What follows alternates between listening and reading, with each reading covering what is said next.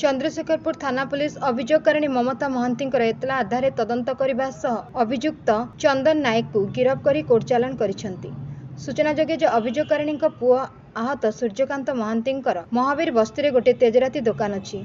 गत 11/5/2024 तारिख अपराह 3:30 अभियुक्त और तांकर सहयोगी तेजराती दुकान निकट को आसते और सूर्यकांत को किसी सामग्री बाकी मागिले। सूर्यकांत बकेया रे सामग्री देवाई मना करदेबार अभियुक्त दुहे रागी जाई तांकु गालीगुलज करथिले एवं तांकु दुकान टाणी आनी गोटे काच बोतल आक्रमण करथिले। एहा परे अभियुक्त माने उक्त दुकान किसी सामग्री को भंगारुजा कर देथिले।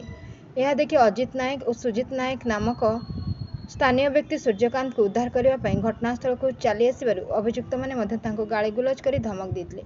एने अभियोगकारिणी चंद्रशेखरपुर थाना अभियोग करने पर पुलिस तदंत करने सह विशेष सूत्रु खबर पाई अभियुक्त को गिरफ्त कर थाना को आनी। पचरा उचरा बेले अभियुक्त निजर अपराध स्वीकार करते। वर्तमान मामलार अधिक तदंत चालू रही।